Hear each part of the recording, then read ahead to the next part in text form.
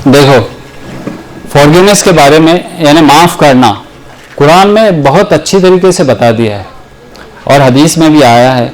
जो मैंने यहाँ पहला पॉइंट जो सिलेक्ट किया है वो है unconditional acceptance of others. Unconditional acceptance of others यानी सामने वाला जैसा है वैसा मैं उसको स्वीकार करता हूँ, मैं उसको वैसा कबूल करता हूँ। वो गुस्से वाला है, वो बार बार गुस्सा कर रहा है, ठीक है, मैं उसको कबूल करता हूँ। आई डोंट माइंड अगर उसने गुस्सा किया तो। यह है अनकंडीशनल। कंडीशन कुछ नहीं होना चाहिए, इसने ऐसा किया तो मैं उसको माफ करूंगा, ऐसा नहीं। Unconditional acceptance of others. दूसरा जो हदीस से बताया, वमन काना युमिनु बिल्लाहि वल आखिर फलियकुल खैरन औ लियस्मत। जो कोई ईमान रखता है अल्लाह पर और आखिरत पर, उसको चाहे कि अच्छी बात करे या तो फिर चुप हो जाए। यह हदीस से साबित है कि अगर कोई गुस्सा करता है तो चुप बैठो। दूसरा कहा कि यू टर्न ले लो, यू टर्न। क्या कहा? कुरान ने कहा वस्बिर अला मा यक़ूलून, तुम सब्र करो जो वो कह रहे हैं, वहजुरहुम हजरन जमीला, और निकल जाओ वहां से, वज़ेदारी के साथ निकल जाओ वहां से, यानी टेक यू टर्न, वहां पे रुको नहीं। तीसरी चीज बता दी जो मैंने बताया कि चैनलाइज करो, यानी डाइवर्ट करो, काजिमीन अल गैज़ करो, चैनलाइज करो। और चौथी चीज बताई कि फॉरगिव एंड फॉरगेट, वल याफू वल यस्फहू, अला तुहिब्बून अन यग़फ़िर अल्लाहु लकुम, क्या तुम ये नहीं चाहते तुम उसको अफ़ा कर दो, सफ़ा कर दो। अब अफू और सफ़ा ये दो वर्ड, और एक इधर आया है गफ़र। तीनों को मैं समझाता हूँ आपको क्या कह रहा है कुरान। कुरान ये कह रहा है कि दरगुजर कर लो, उसकी तरफ ध्यान न दो। अफ़ा यानी अपने मुंह से कह दो कि चल मैंने तेरे को माफ़ कर दिया। हो सकता है कि तेरे दिल में बात रहे, मगर दिल में बात न रहे इसलिए कहा कि सफ़ा भी कर दो। सफ़ा उसको कहते हैं कि हमने ज़ुबान से भी उसको माफ़ कर दिया और उसके बारे में दिल में भी कुछ नहीं रखा।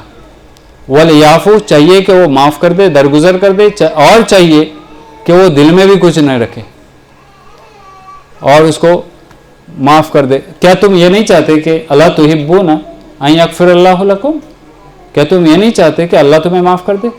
बाइबल में भी यही कहा कि क्या तुम ये नहीं चाहते कि अल्लाह तुम्हें माफ़ कर दे? अगर तुम्हारे साथ कोई गुस्से में है तो उसको माफ़ कर दो।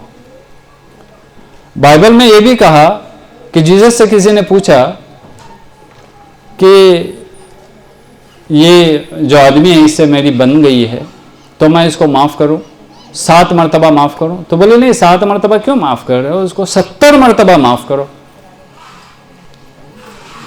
70 times you have to forgive others। अच्छा, और एक कुरान में गाइडलाइन है, इदफा बिल्लती ही आसन यदरऊन सय्यत बिल हसनती, इदफा बिल्लती ही आसन ला तस्तविल हसनत वला सय्यतु। भलाई और बुराई एक जैसे नहीं होते। इदफा बिल्लती ही आसन फैज़ल लज़ी बैनक व बैन अदावत कान्नहु वलियुन हमीम।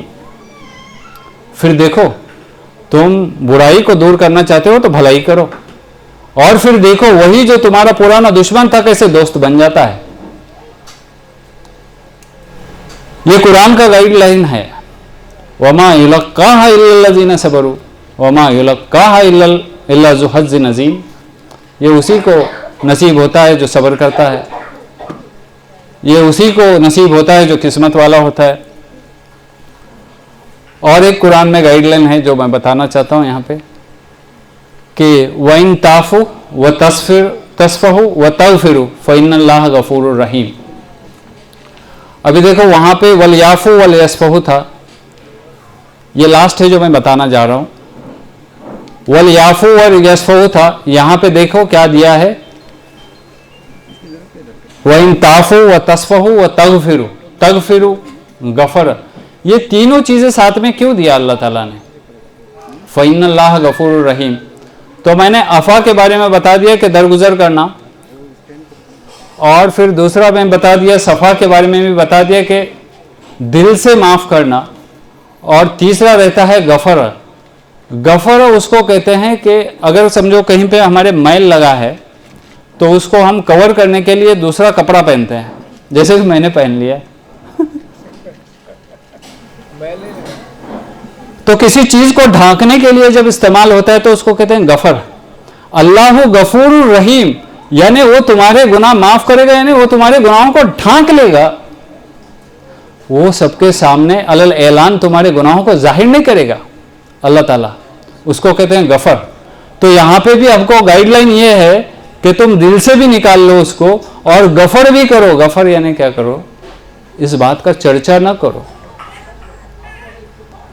हम लोग दो चीज़ें करते हैं, दिल से माफ़ भी करते हैं मगर चर्चा 10 लोगों में करते हैं। अब उससे होता क्या है ये मैं बताता हूँ आपको और एंड करता हूँ। जब हम किसी के बारे में चर्चा करते हैं कि इसने मेरे साथ गुस्सा किया, वही चीज़ें रिपीट करते हैं हम कि इसने मेरे साथ गुस्सा किया, बहुत बुरा किया, इसको पनिशमेंट करना चाहिए, मैं ऐसे करूँगा, मैं वैसे करूँगा। बार बार यही ख्यालात हमारे अंदर जाते रहते हैं। अब जो सुनने वाला है, यानी निगेटिव वाइब्रेशंस हैं जो हम दे रहे हैं, अब जो सुनने वाला है वो 5 लोगों को और बताता है, वो भी निगेटिव वाइब्रेशन दे रहा है। और वो जो 5 लोग सुनते हैं वो बड़ा चढ़ा के और 10 लोगों को बताता है, तो वो भी निगेटिव वाइब्रेशन देते हैं। तो जब ये सारे निगेटिव वाइब्रेशंस देने लगते हैं तो आप समझते हो कि आपकी तरफ पॉजिटिव वाइब्रेशन आएगा? नहीं। जो बॉल, जिस कलर का बॉल हम दीवार पे मारते हैं वही कलर का बॉल और उसी स्पीड से हमारी तरफ आता है। अगर हमने वाइट वाला बॉल फेंका है दीवार पे तो हमारी तरफ आने वाला बॉल भी वाइट ही रहेगा, मगर हम फेंकते हैं ब्लैक बॉल और राह देखते हैं वाइट की। जब हम निगेटिव किसी के बारे में सोचने लगते हैं तब हमारी तरफ भी निगेटिव वाइब्रेशंस ही आते हैं। देखो, अगर गुस्सा हो गया, किसी के साथ नाराज़ी हो गई और हम अगर निगेटिव वाइब्रेशंस दे रहे हैं और वो भी उधर से निगेटिव वाइब्रेशन दे रहा है तो कभी भी तुम्हारी मुलाकात नहीं होगी, सिला रहमी नहीं होगी। अल्लाह ने कहा कुरान में, अल्लज़ीन यसीलून मा अमरल्लाहु बिही अन यूसला, वो लोग जो अल्लाह ने हुक्म दिया है ज्वाइन रखने के लिए, सिला रहमी करने के लिए, उसको जोड़े रखते हैं। और आगे आयत में थोड़ा और लंबा है, यदरऊनल सय्यतु बिल हसना, जो लोग यानी बुराई को टाल देते हैं भलाई से, उनके लिए लहुम उक़बद्दार, उनके लिए आखिरत का घर। अल्लाह का ये टोटल गाइडलाइन है हमारी तरफ। हाँ, तो एक चीज़ कि जब भी कोई झगड़ा हो जाए हम लोग ये राह देखते हैं कि सामने वाला सुधर जाए। हम यही चीज़ देखते हैं कि उसने सुधरना चाहिए, मैं एडजस्ट नहीं करूँगा, मैं नहीं मानूंगा।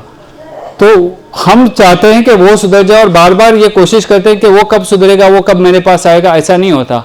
आप चाहिए कि हम उसने ना करे, हम उसकी तरफ से, हम हमारी तरफ से पॉजिटिव वाइब्रेशंस देना शुरू कर दें।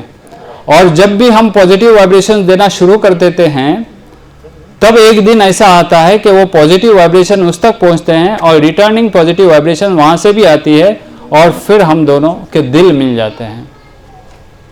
वो अल्लफ़ बैन क़ुलूबिकुम, अल्लाह ताला दिलों को जोड़ने वाला है और वो दिलों को जोड़ता है।